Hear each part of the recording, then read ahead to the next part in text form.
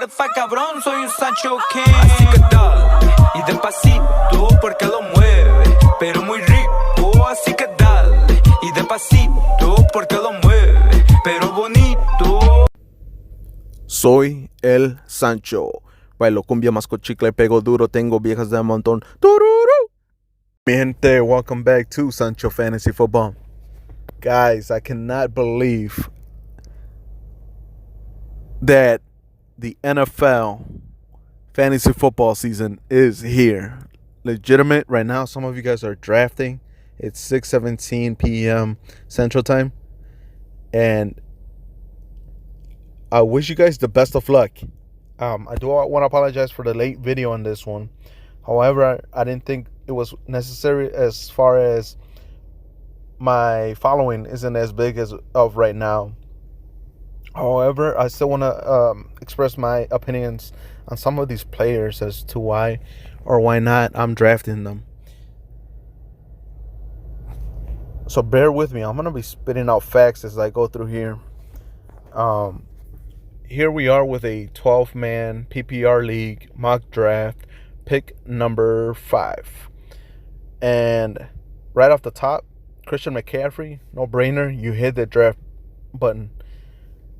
I understand that there's that risk or doubt due to the injury of last season, but he is the one guy that's worth that risk. When he plays, he scores for 1.5 players, essentially. So there's no doubt you take that risk, you hit the draft button. Second off, I see Dalvin Cook here. I don't know how he ended up being second overall, but yeah, no, never. I wouldn't ever do this. If he ends up falling down to like the 7th, 8th pick right here, I'd be willing to draft him. Now, he's one of those few players where I said I'd draft him now. As far as he graduated my expectation list. And yeah, he's still injury prone. Expect him to miss time. Again, the only reason I said maybe in the 7th, 8th pick is because on the turnaround, you're able to cover yourself a little better with another solid running back. So this draft is beginning. And yep, as expected, Christian McCaffrey off the board. And see, somebody even took Travis Kelce. I don't understand how Travis Kelce is this high. Guys, I'm yet to see a championship team with Kelce in it. I know there's exceptions out there. 100%, I know. But yeah, it's not common. Do not do that. Not with a tight end. See right here? Out of all these players, I'm taking Derrick Henry. Derrick Henry is solid as they come. He's safe. I'm knocking on wood. He doesn't get injured. He's getting the volume. He's getting those touches. So no matter the game script, he's getting the ball, whether winning or losing. He will get the ball. He'll be touching that ball. And, I know there's some games where he disappears. It's just fantasy. It's going to happen. And here we have Devontae Adams. See, Devontae Adams is the only wide receiver I'd be okay drafting in the first round, but in the back end. And then right in that turn, I'd back him up with a solid running back. And Saquon just went here. And I don't get that hype with Saquon. He's solid when healthy, but he hasn't been healthy. Why would you take that risk? He's a guy I'm avoiding. Tyreek Hill, I get it. The hype, he's good. Don't get me wrong. But he's not worth this pick right here. If he falls to the late second, yeah, sure. But that's not going to happen. Najee Harris, the guy just left, got picked. And Najee, I'm okay drafting, but I still consider him a risk player because he's a rookie. He hasn't proven himself in the NFL. So, as I mentioned in previous videos, that my first 5 picks, I should say 4 out of 5 picks, I tend to draft solid, safe, and consistent players that I can rely on weekly. And Najee hasn't proven himself. It's a risk. So keep that in mind, guys. That's my formula for my first 5 picks. 4 out of the 5 are safe. One of them will be risky. So again, Derrick Henry.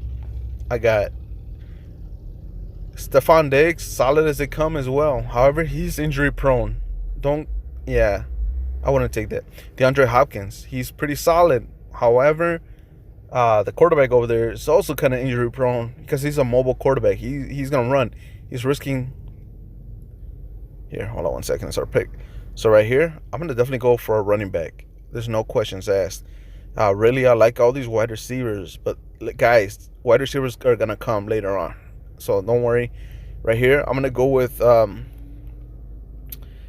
Actually, I'm going to go with David Montgomery. David Montgomery is safe as they come. He solidified himself as that alpha running back in Chicago. There's no doubt he's going to be getting that volume. He's going to be getting the pass catching, the passes as well. No matter the quarterback, he's going to be... Everybody's sleeping on him. I can't believe everybody's just sleeping on David Montgomery. Okay, so here DK Metcalf went, and thank you whoever took him. DK, everybody's overhyping him. I don't get the hype. Justin Jefferson, respectable here. I'll be okay with it. Justin Jefferson, he's solid, but low key, I'm getting Stephon Diggs injury vibes as well here from him. So it's kind of a risk. AJ Brown is another risk. I will not take him this far high up. No way. Clyde Edwards-Helaire, I'll be okay with him. Not in my priority list, not on my top, 10, but if he falls and he's available, I draft him. If you need a running back for sure. As of last season, he was performing like a flex, what I consider a flex player, where he was getting like 10 points roughly average, and that's not acceptable. However, they didn't replace Le'Veon Bell, so I'd be okay taking him in the late second. We're back. Okay. I can't believe these guys are available. You guys are sleeping on Chris Carson. I've mentioned it before. That guy is solid. He's an RB1, top 12 every week on average, I should say. But I'm actually going to go with James Robinson. James Robinson is an RB1. He's going to be a top 12 as well. Now, James Robinson is... So actually, I consider him a safer play than Chris Carson. That's the only reason I went over Chris Carson. But Chris Carson, I would had no doubt, no hesitation. I would have taken him. And somebody just took George Kittle. I get it. George Kittle's a beast. He's a monster. But he is injury prone.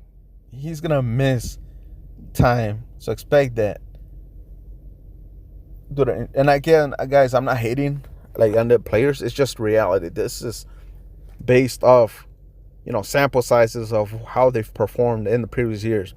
And for me to feel comfortable picking a player, I want at least one solid previous year of executing, actually performing, and production, right? So 2 to 3 years preferred, but 1 is solid. Like James Robinson, he's as good as they come. Everybody's sleeping. Jacksonville running backs will perform every year. There's no doubt. And then see Mike Evans and all those guys over there. I am not touching them. It's just too many mouths to feed over there. The one guy you want is Tom Brady. He's going to be the one guy who's going to be distributing the ball, and he's the one that's going to be, getting those points. But yeah, definitely not. Let me see. See, J.K. Dobbins was a guy I was never picking, and he got injured. Unfortunately for us, or for me, my point of view, all the other running backs now have become, high draft pick, or they are becoming more visible to others, and that's not helping my case here. But yeah, J.K. Dobbins I was already avoiding. Amari Cooper over there in Dallas, same type of concept. I'm avoiding all those guys.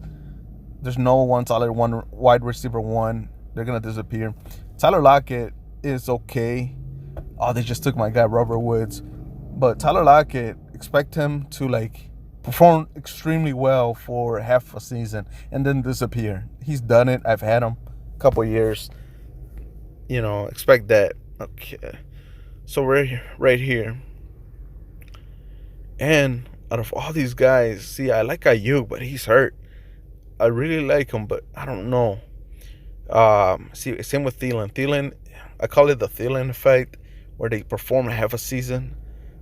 Right here, actually, we'll take in Mike Davis. Mike Davis, he is that RB1 in Atlanta as of now, and he's coming off the bench.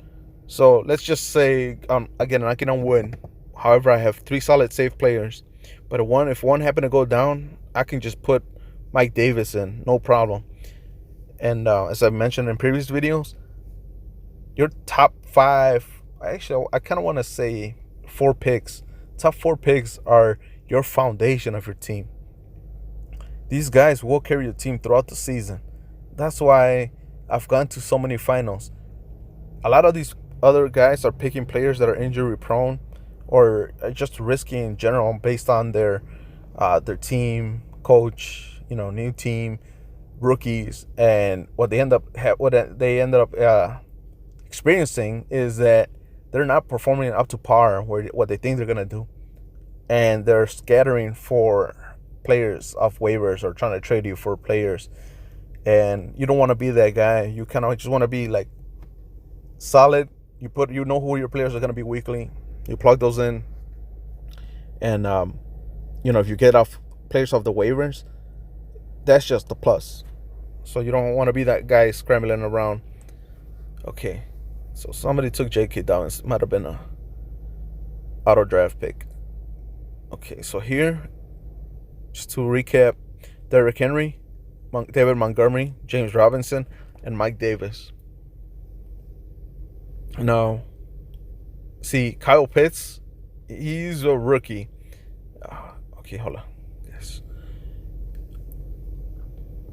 Right here, my first thought is Adam Thielen. However, he was so touchdown dependent last year. I actually want, I'm going to go with Deontay Johnson. Deontay Johnson is the wide receiver 1 in Pittsburgh. For some reason, Ben just loves that kid. He's peppering him with targets every game. Now, Deontay is dropping the balls. Well, it was last year. But I think they've built enough chemistry this year. Those drops are going to reduce. It's just it's the feeling 100%. If, let's just say he gets 8 targets and he catches 6, and the point I was trying to make is that I'm expecting Deontay Johnson to get 15 to 20 points a week minimum. And that's what you want from a wide receiver 1 at least. Preferably wide receiver 2, but I live in reality. That's fine. One solid guy who's going to get targets. That's the end goal. And Deontay is that guy. Ben likes him. I'm okay with it.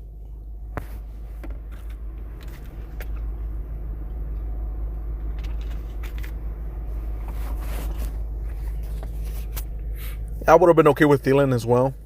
However, Justin Jefferson solidified as the alpha wide receiver 1 there. And Thielen is getting more and more injury prone. So that's the only reason. And Ayuk, I'm really high on Ayuk, but he seems to be hurt as well. That I had to keep up with his status, but I would have been okay with him as well. Everybody wants to hype up Deebo Samuel every year as the alpha wide receiver 1 there in San Francisco. But he's not.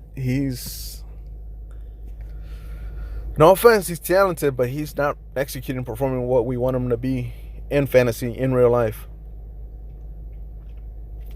So somebody took Rodgers, which is okay, but quarterback's so deep this year, I'm avoiding it as much as I can. There's a few guys I'd be okay drafting. Dak Prescott, he scares me. Oh, okay, I won't say scares me, but he worries me because of his injury last year. He's not going to be as mobile. See, another guy they're hyping up so much is Darrell Henderson. I don't get it. He's not that good. in my opinion. It's just running back committee out there. The one that he might be good for like 4 games, and then it's somebody else on the next 4, and you don't want to be. Yeah, you don't want to. You don't want to be involved in that carousel. Okay, so we're up next here. TJ Hawkinson is another guy. I don't get the hype. I get he's talented, but it's my 6th pick or 5th. No, 6th pick.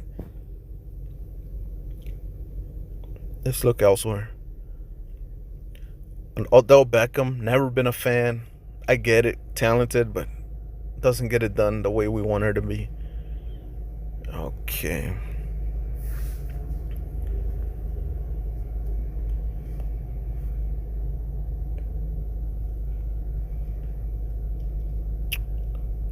You know what? Here, I'd be okay grabbing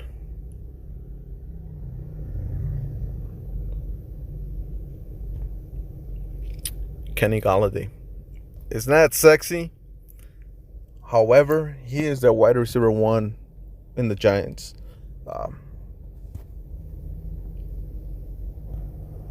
And that's okay. We solidified the running back, the wide receiver 1, and wide receiver 2. Well, what's going to happen is we're going to back him up with another guy. You know, something I've seen throughout the last couple of years, was that every team had good receivers, and I'm talking about in actual leagues. Every team had so many good receivers, but they lacked running backs. So they were always trying to trade me, but they had nothing to trade for or with. So they were trying to get my running backs, but the players that were offering were wide receivers, and I didn't need any more wide receivers. So guys, keep that in mind. Wide receivers are going to come throughout the year. So now it's going to be our turn shortly. And I'm actually okay with Robbie Anderson. Robbie, everybody wants to, again, hype up DJ Moore out there, Curtis Samuel. No, Robbie is the alpha in Carolina. There's no questions asked, 100%. However, let's just take a peek down here and see who's available.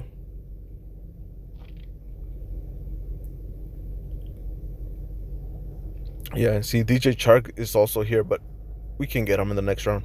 So I'm okay here with Robbie. Another guy I would have thought about is A.J. Dillon. A.J. Dillon is going to be that RB2 in Green Bay. Now, that's not a bad thing.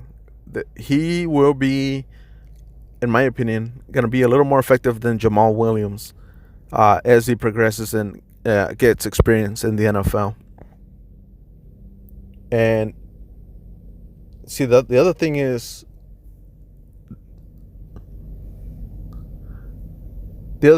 I'm sorry, I can interrupt it. But the other thing is that Aaron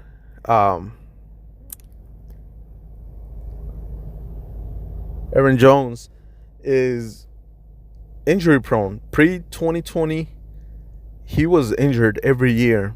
So the Packers finally, and it might be LaFleur, realized that Aaron Jones can't carry all the load. His body can't handle it. So, they involved Jamal Williams more into the game script.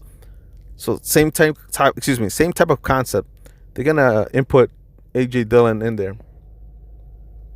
And just know it is likely that Aaron Jones will miss time 2021. And A.J. Dillon is going to be that RB1. No doubts. You guys heard it here.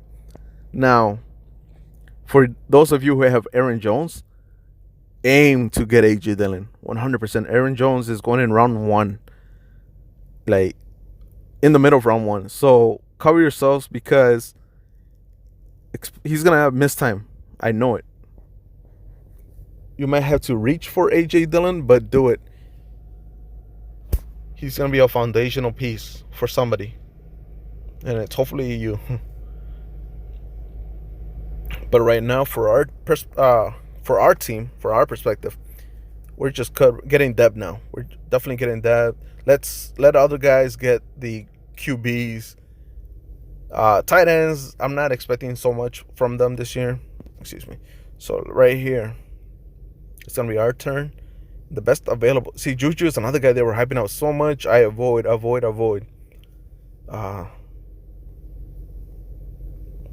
Brandon Cooks is the alpha in Houston, but again, Houston is it's a mess right now.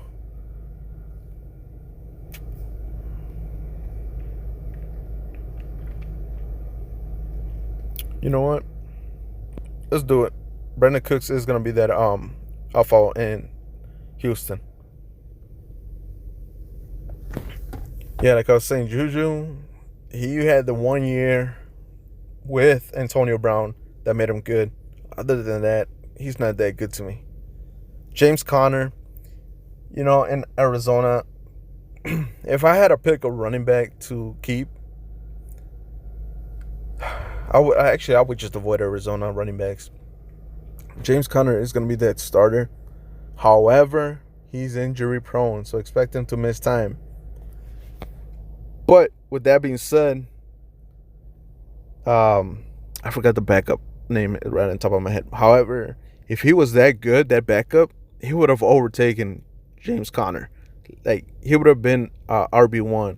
Now, I've gave that experiment, tried it, and it's backfired a couple years now. He's not that good. So I'm just gonna avoid that if I can. And the same with Zach Moss in Buffalo. I get it, but Josh Allen is the running back there. Josh Allen gets all the yardage. Now these guys might explode this year, Zach Moss and Singletary. But I need to see it first before I have any confidence in them. So guys, remember, I mentioned in another video that there was a QB that was kind of like that safe QB. Everybody's, grabbing those flashy players like Rodgers and Mahomes and Russell Wilson and all these. But Matt Ryan was the one guy I said was always there and available in the 7th round. However, this year, I have a better feeling that Ryan Tannehill is going to be better. He's going to be a top, and for sure top 10. So I'm going to go ahead and take him here. He has Julio Jones, A.J. Brown, Derrick Henry. So if Tannehill passes it to Derrick Henry for some reason, that's a touchdown. That's double the points. That's besides the point. The point I was trying to make is that towards the end of last year, Tannehill was getting more confident with passing.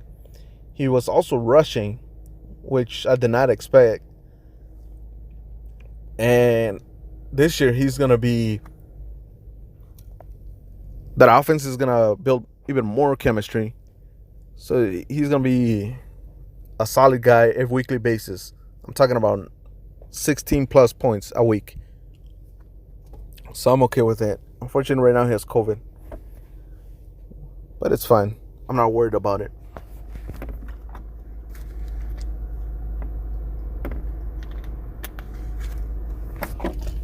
I'm just going to do one more pick, guys. But I'm going to do more videos. So like, comment, and subscribe. And we'll elaborate more. See, Matt Ryan is going really far. What pick is this? 1, 2, 3, 4, 5, 6, 7, 8, 9. Like in the 10th round, Matt Ryan, he's available. That's another guy that I'd be aiming for. What you want to do is bulk up your starting lineup, your bench. And see, the reason behind that is that from experience, what I used to do, I used to draft my 2 running backs, my 2 wide receivers, my tight end, my quarterback in the first 6 picks. And at one point I was doing, the QB, the kicker and the defense as well. So by the time it was like the 9th pick, all the startable players were gone. Now I was just aiming and picking by name. and that's not good. And I was always looking and scrambling around all season long to fill up my roster, because what would happen is a player would get hurt, and now they would be out. I would be short a player. Like, I couldn't replace him off the bench. So all I would do is be scrambling around. Okay. Here, I would be okay. Guys, Mike Gesicki. Mike Gesicki is going to be a monster this year. God forbid any injuries. But he has, just follow me, guys. Gesicki is going to feed this year. He's going to be a reliable, how can I say it? He has one of the easiest tight end schedules, and he's part of that offense. So expect him to be used. So overall, this roster for a 12-man league, I'm satisfied. I'm okay with this. Actually, let's just do one more pick. Now here, I'd be okay taking the backups. I'm talking about like Tony Pollard, Madison here. Actually, even though he kind of sucks, to be honest. Jarvis Landry, he's the really wide receiver one. He's the actual alpha in Cleveland. I don't care what anybody says. He's the one that's been outperforming OBJ for 2 years now. So don't hesitate to draft him. I'd be okay with that. Michael Pittman's a good pick here as well. But just to finish it off, we'll do Jarvis Landry. So there we go. You got your QB1. Solid, safe as they come. Again, Deontay Johnson. He's going to be peppered with targets over there in Pittsburgh. Kenny Golladay. It's a risk here, but that's okay. Again, we backed him up. He could be a solid wide receiver one for Daniel Jones over there. Derrick Henry, solid as they come. David Montgomery, they safe and solid as they come. Gesicki, sure, gonna be. Some of you might not see it yet, but he's gonna be good. James Robinson, solid as they come. He was an RB1 last year. There's no questions asked. That's a flex, solid. Mike Davis, Atlanta, with a new coach over there. I think it's Arthur, and they're gonna run the ball, guys. He's gonna be solid as they come. Robbie Anderson, the real alpha. Expect him to be getting 10 to 17 points a week. It's a wide receiver too. I'm okay with that. Brandon Cooks, similar as Robbie Anderson. Everybody's sleeping on him. And Jarvis Landry. He's the type of guy who's has the potential to get 10 to 20. So I'm okay with this. If worst comes to worst, these guys are droppable. If somebody else just comes out of nowhere, these guys are droppable. But we can elaborate that as we go throughout the season. But with that being said, I'm out. Expect more videos, mock draft videos. And hasta la próxima. Tururu. Certified cabrón, soy un Sancho King. Así que dale, y despacito, porque lo mueve, pero muy rico. Así que dale, y despacito.